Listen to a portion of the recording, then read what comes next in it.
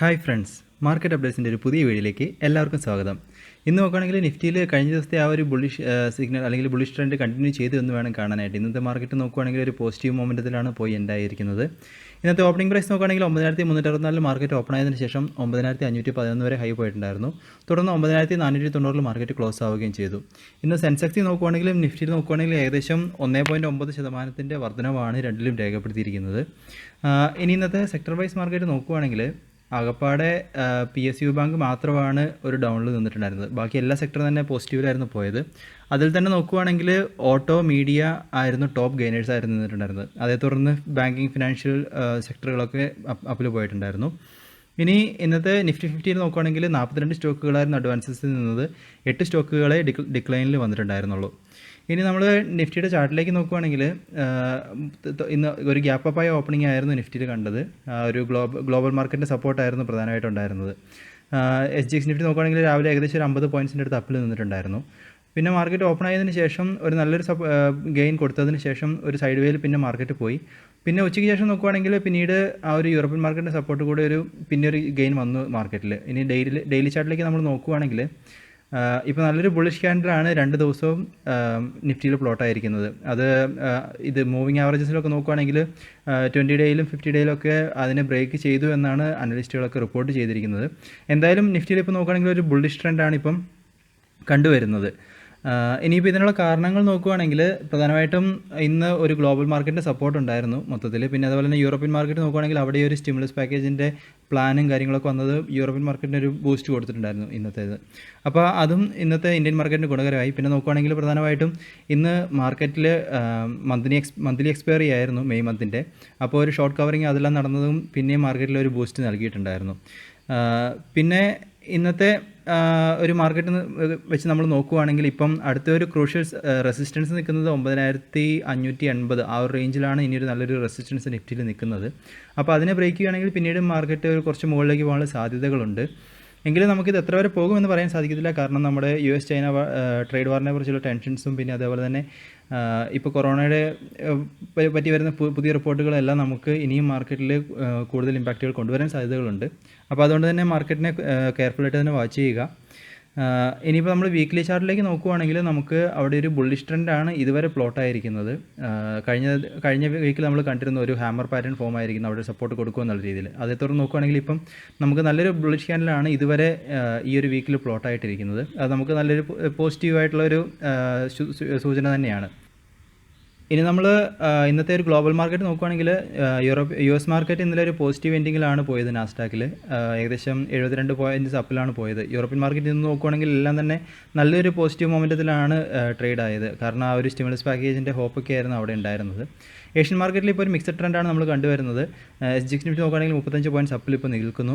ഗോൾഡിൻ്റെ പ്രൈസിൽ നിന്നൊരു വർധനം ഉണ്ടായിട്ടായിരുന്നു. ക്രൂഡ് ഓയിൽ പ്രൈസ് ചെറിയൊരു ഡൗണിലാണ് ഇപ്പോൾ നിൽക്കുന്നത്. അതേപോലെ തന്നെ ഇൻസ്റ്റിറ്റ്യൂഷൻ ആക്ടിവിറ്റി നമ്മൾ നോക്കുകയാണെങ്കിൽ ഇന്നലെ ഒരു 334 കോടിയുടെ നെറ്റ് വിത്ഡ്രോവലാണ് FIIൻ്റെ ഭാഗത്തു നിന്നുണ്ടായത്. പക്ഷേ ഇന്ന് നോക്കുകയാണെങ്കിൽ 2354 കോടിയുടെ നെറ്റ് പർച്ചേസാണ് ക്യാഷ് മാർക്കറ്റിൽ FIIൻ്റെ ഭാഗത്തു നിന്ന് വന്നത്. അതുപോലെ തന്നെ ഡൊമസ്റ്റിക് ഇൻസ്റ്റിറ്റ്യൂഷൻ നോക്കുകയാണെങ്കിൽ ഇന്നലെയും ഇന്നും രണ്ടും ഒരു നെറ്റ് പർച്ചേസാണ് ഡൊമസ്റ്റിക് ഇൻസ്റ്റിറ്റ്യൂഷൻ്റെ ഭാഗത്തുനിന്ന് വന്നത്. രൂപയുടെ മൂല്യം നോക്കുകയാണെങ്കിൽ ചെറിയൊരു ഡൗൺ രൂപയുടെ മൂല്യത്തിലുണ്ടായിരുന്നു ഡോളറിന് അഗേൻസ്റ്റ് ആയിട്ട്. എങ്കിലും വലിയൊരു ഡൗൺ എന്ന് പറയാനായില്ല. ഇനി ഇന്നത്തെ സ്റ്റോക്ക് അപ്ഡേറ്റുകൾ പ്രധാനമായിട്ടും നോക്കുകയാണെങ്കിൽ ഇന്ന് നിഫ്റ്റിന് പ്രധാനമായിട്ടും ഒരു ഗെയിൻ കൊടുത്ത സ്റ്റോക്കുകൾ പ്രധാനമായിട്ടും ബാങ്കിങ് സ്റ്റോക്കുകൾ തന്നെയായിരുന്നു മുമ്പിൽ നിന്നത്. HDFC ബാങ്ക്, HDFC പിന്നെ അതുപോലെ തന്നെ RIL ഇതൊക്കെയായിരുന്നു നിഫ്റ്റിനെ പ്രധാനമായിട്ടും ഇന്ന് നല്ലൊരു പോസിറ്റീവ് മൊമെൻറ്റം കൊടുത്തത് നിഫ്റ്റിക്ക്.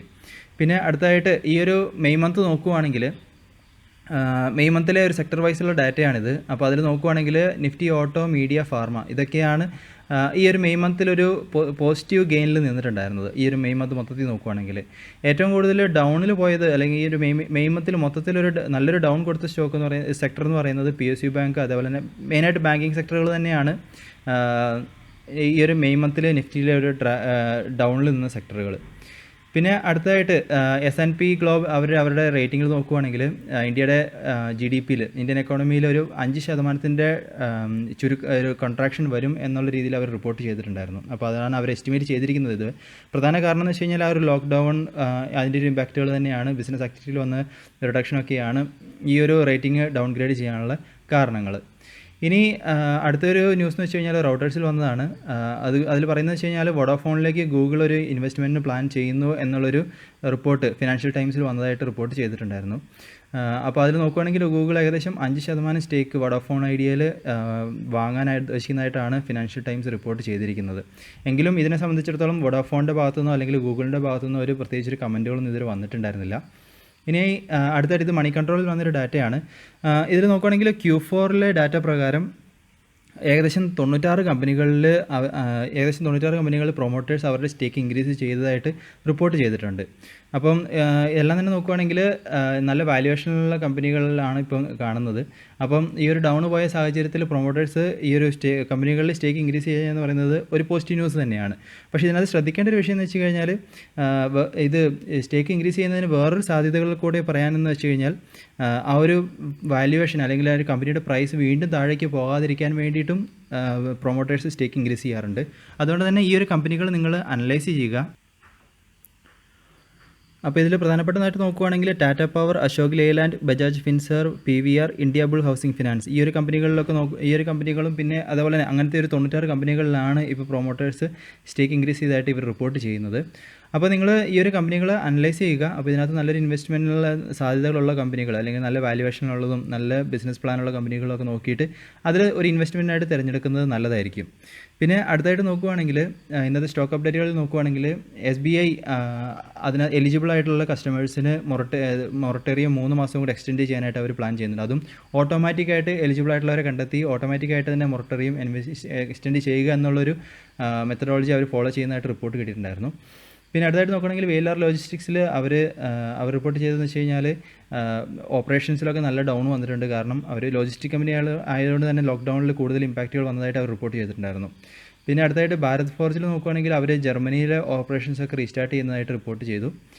അതുപോലെ തന്നെ ആദിത്യ ബിർല ഫാഷൻസ് നോക്കുകയാണെങ്കിൽ കോവിഡിൻ്റെ ഇമ്പാക്റ്റ് കാരണം കൊറോണയുടെ ഇമ്പാക്റ്റ് കാരണം സെയിൽസിൽ ഏകദേശം 339 കോടിയുടെ ഡിക്ലൈനാണ് വന്നിരിക്കുന്നതെന്നാണ് അവർ റിപ്പോർട്ട് ചെയ്തിരിക്കുന്നത്. ഇനി ഇന്നത്തെ ഏർണിംഗ്സ് റിയാക്ഷൻസ് നോക്കുകയാണെങ്കിൽ ഉജ്ജീവൻ ഫിനാൻസിൽ നോക്കുകയാണെങ്കിൽ നെറ്റ് ഇൻട്രസ്റ്റ് ഇൻകത്തിൽ 40% വർധനവ് ഉണ്ടായതായിട്ട് അവർ റിപ്പോർട്ട് ചെയ്തിട്ടുണ്ടായിരുന്നു. അതുപോലെ തന്നെ നെറ്റ് പ്രോഫിറ്റിൽ നോക്കുകയാണെങ്കിൽ 48.5% വർധനവ് ഉണ്ടായതായിട്ടാണ് അവർ റിപ്പോർട്ട് ചെയ്തിരിക്കുന്നത്. അപ്പോൾ ഇത് നോക്കുകയാണെങ്കിൽ ഈ ഒരു കഴിഞ്ഞ കുറച്ച് മാസങ്ങൾക്ക് മുമ്പ് ലിസ്റ്റായ IPO ആണിത്. അപ്പോൾ നല്ലൊരു പെർഫോമൻസ് കൊടുത്തിട്ടുണ്ടായിരുന്നു ഇവർ. അപ്പോൾ അതേ തുടർന്ന് നോക്കുകയാണെങ്കിൽ സ്റ്റോക്ക് നല്ലൊരു ഗെയിനാണ് ഇന്ന് കൊടുത്തിട്ടുണ്ടായിരുന്നത്. അതിൽ ശ്രദ്ധിക്കേണ്ട വേറൊരു വിഷയം എന്ന് വെച്ച് കഴിഞ്ഞാൽ അവർ ഒരു 80 പൈസ ഡിവിഡൻ്റായിട്ട് റെക്കമെൻഡ് ചെയ്തിട്ടുമുണ്ട് ബോർഡിൻ്റെ ഭാഗത്തുനിന്ന്. പിന്നെ അടുത്തായിട്ട് നോക്കുകയാണെങ്കിൽ ഫെഡറൽ ബാങ്കിൻ്റെ ഏർണിംഗ്സ് റിയാക്ഷനിൽ നോക്കുകയാണെങ്കിൽ നെറ്റ് ഇൻട്രസ്റ്റ് ഇൻകത്തിൽ നോക്കുകയാണെങ്കിൽ 11% അടുത്ത് വർധനവാണ് അവർ റിപ്പോർട്ട് ചെയ്തിരിക്കുന്നത്. പക്ഷേ പ്രോഫിറ്റിൽ നോക്കുകയാണെങ്കിൽ 21% ഡിക്ലൈൻ ആണ് അവർ റിപ്പോർട്ട് ചെയ്തിരിക്കുന്നത്. പിന്നെ NPAയിൽ നോക്കുകയാണെങ്കിൽ ഗ്രോസ് NPAയിൽ നെറ്റ് NPAയിൽ നോക്കുകയാണെങ്കിൽ അതിൽ ഒരു സീക്വൻഷ്യൽ ആയിട്ടുള്ളൊരു ഗ്രോത്ത് അതൊരു ഡൗൺ വന്നതായിട്ട് അവർ റിപ്പോർട്ട് ചെയ്തിട്ടുണ്ടായിരുന്നു. അത് നോക്കുകയാണെങ്കിൽ ഒരു ബാങ്കിനെ സംബന്ധിച്ചുള്ളൊരു പോസിറ്റീവ് ആയിട്ടുള്ളൊരു ന്യൂസ് തന്നെയാണ്. പിന്നെ മദേഴ്സൺ സുമിയിൽ നോക്കുകയാണെങ്കിൽ ഏകദേശം 15.57 ലക്ഷം ഷെയർസിൻ്റെ ഒരു ലാർജ് ട്രേഡ് നടന്നിട്ടുണ്ട് NSEയിൽ. അതായത് 91.85 പൈസ ആ ഒരു പ്രൈസിലാണ് ആ ഒരു ലാർജ് ട്രേഡ് നടന്നിട്ടത്. അപ്പോൾ ഈ ഒരു കമ്പനിയിലെ നോക്കുകയാണെങ്കിൽ ആ ഒരു ലാർജ് ട്രേഡിന് ശേഷം ആ ഒരു കമ്പനി ഒരു പോസിറ്റീവിലാണ് പോയത്. അപ്പോൾ ഈ ഒരു സ്റ്റോക്ക് കൈവച്ചിട്ടുള്ളവരുണ്ടെങ്കിൽ തീർച്ചയായിട്ടും ഈ ഒരു സ്റ്റോക്കിനെ അനലൈസ് ചെയ്യുക. പിന്നെ ഐഷർ മോട്ടോഴ്സ് നമ്മൾ കഴിഞ്ഞ ദിവസം കണ്ടിരുന്നു. അവർ ജൂൺ 12 വരുന്ന ബോർഡ് മീറ്റിങ്ങിൽ അവർ സ്റ്റോക്ക് സ്പ്ലിറ്റിന് വേണ്ടിയിട്ട് ആലോചിക്കുന്നു എന്നുള്ള രീതിയിൽ. അപ്പോൾ അത് നോക്കുകയാണെങ്കിൽ അതിനെ തുടർന്ന് നോക്കുകയാണെങ്കിൽ സ്റ്റോക്ക് നല്ലൊരു പോസിറ്റീവ് ട്രെൻഡാണ് അല്ലെങ്കിൽ പോസിറ്റീവ് മൊമെൻറ്റമാണ് കാഴ്ചവെച്ചത്. ഏകദേശം 7% അടുത്ത് വർധനമാണ് ഇന്ന് ഈ ഒരു സ്റ്റോക്കിലുണ്ടായത്. അപ്പം ഈ 50-ഡേ മൂവിങ് ആവറേജിലും ബ്രേക്ക് ചെയ്തതായിട്ടും റിപ്പോർട്ട് ചെയ്തിട്ടുണ്ട്. അപ്പോൾ അതിൽ നോക്കുകയാണെങ്കിൽ ഏകദേശം 30 അനലിസ്റ്റുകൾ ഇതിനൊരു ബൈ റെക്കമെൻഡേഷൻ കൊടുത്തിട്ടുമുണ്ട്. തീർച്ചയായിട്ടും ഈ ഒരു സ്റ്റോക്കിനെ അനലൈസ് ചെയ്യുക നിങ്ങൾ. പിന്നെ അടുത്തായിട്ട് നോക്കുകയാണെങ്കിൽ അതുൽ ഇൻഡസ്ട്രീസ് അവരുടെ കോവിഡ് അപ്ഡേറ്റുകൾ തന്നത് പ്രകാരം നോക്കുകയാണെങ്കിൽ കമ്പനിയുടെ പ്രോഫിറ്റിൽ നല്ലൊരു ഇമ്പാക്റ്റ് വരാൻ സാധ്യതയുള്ളതായിട്ടാണ് അവർ റിപ്പോർട്ട് ചെയ്തിരിക്കുന്നത്. അപ്പോൾ അതേപോലെ തന്നെ ശ്രദ്ധിക്കേണ്ട വേറൊരു വിഷയം എന്ന് വെച്ച് കഴിഞ്ഞാൽ ബിസിനസ്സിൽ വീണ്ടും പഴയ ഒരു ലെവലിലേക്ക് തിരിച്ചെത്താനായിട്ട് കുറച്ച് സമയമെടുക്കും എന്നുള്ള രീതിയിലും അവർ റിപ്പോർട്ട് ചെയ്തിട്ടുണ്ട്. പിന്നെ അവർ പറഞ്ഞതിലൊരു ഗുഡ് ന്യൂസ് എന്ന് വെച്ച് കഴിഞ്ഞാൽ കമ്പനി ഇപ്പം ഒരു ഡെപ്റ്റ് ഫ്രീ ആയിട്ടുള്ളൊരു കമ്പനിയാണ്. അതുകൊണ്ട് തന്നെ ആ ഒരു കമ്പനിക്ക് ഇപ്പോഴും ഈ ഒരു സിറ്റുവേഷനെ മാനേജ് ചെയ്യാനുള്ള ലിക്വിഡിറ്റി അല്ലെങ്കിൽ ഫണ്ട് ഉണ്ട് എന്നുള്ള രീതിയിലൊരു പോസിറ്റീവ് ന്യൂസ് ഈ കമ്പനിയിൽ വന്നിട്ടുണ്ടായിരുന്നു. പിന്നെ കോറമണ്ടൽ ഇൻ്റർനാഷണൽ സംബന്ധിച്ചിടത്തോളം അവർ ആ ഒരു എക്സ്പാൻഷൻ പ്ലാനൊക്കെ ഉണ്ടായിരുന്നു, അവർക്ക് ഒരു പുതിയൊരു ഇൻവെസ്റ്റ്മെൻറ്റ് കൊണ്ടുവരാനുള്ള പ്ലാനൊക്കെ ഉണ്ടായിരുന്നു. അപ്പോൾ അവർ ഇപ്പോൾ കൊടുത്തിരിക്കുന്ന റിപ്പോർട്ട് പ്രകാരം നോക്കുകയാണെങ്കിൽ ഈ ഒരു ഇൻവെസ്റ്റ്മെൻറ്റ് പ്ലാനൊക്കെ അവർ ഹോൾഡ് ചെയ്യുന്ന രീതിയിലാണ് പറഞ്ഞിരിക്കുന്നത്. ഇപ്പോൾ ഒരു പഴയ രീതിയിലേക്ക് ബിസിനസ്സിനെ കൊണ്ടുവരിക എന്നതാണ് പ്രധാന ലക്ഷ്യം എന്നുള്ള രീതിയിലാണ് അവരിപ്പോൾ റിപ്പോർട്ട് ചെയ്തിരിക്കുന്നത്.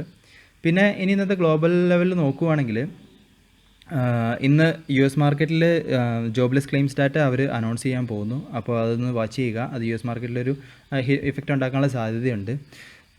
പിന്നെ ഒരു US ഗവൺമെൻറ്റിൻ്റെ ഒഫീഷ്യൽ പറഞ്ഞതെന്ന് വെച്ച് കഴിഞ്ഞാൽ നവംബർ ഡിസംബർ ആകുമ്പോഴത്തേക്കും ഇത് കൊറോണയ്ക്ക് അഗേൻസ്റ്റായിട്ടുള്ള വാക്സിൻ കിട്ടാനുള്ള സാധ്യതകളുണ്ട് എന്നാണ് പറഞ്ഞിരിക്കുന്നത്. അപ്പം ഈ ഒരു ന്യൂസ് ശ്രദ്ധിക്കുക. കാരണം നമ്മൾ കഴിഞ്ഞ ദിവസം കേട്ട ന്യൂസുകളായിരുന്നു ഗിലിയഡ് സയൻസിൽ നിന്ന് വന്ന് അവർ വികസിപ്പിച്ചെടുത്ത വാക്സിൻ അത് ഫലപ്രദമായി വരുന്നു എന്നുള്ള രീതിയിൽ. അപ്പം അതും ഇതുമൊക്കെ വെച്ച് നോക്കുമ്പോൾ ഒരു കോൺട്രാഡിക്ഷൻ കാണുന്നുണ്ട്. അപ്പോൾ തീർച്ചയായിട്ടും ഈ ഒരു ന്യൂസിനെ നിങ്ങൾ ട്രാക്ക് ചെയ്യുക. പിന്നെ ബ്രസീലിൽ നോക്കുകയാണെങ്കിൽ വീണ്ടും നല്ല രീതിയിലാണ് കൊറോണ കേസുകൾ റിപ്പോർട്ട് ചെയ്തിരിക്കുന്നത്. അപ്പോൾ അതൊരു നെഗറ്റീവ് ന്യൂസ് തന്നെയാണ് ആ കമ്പനിയെ സംബന്ധിച്ചിടത്തോളം.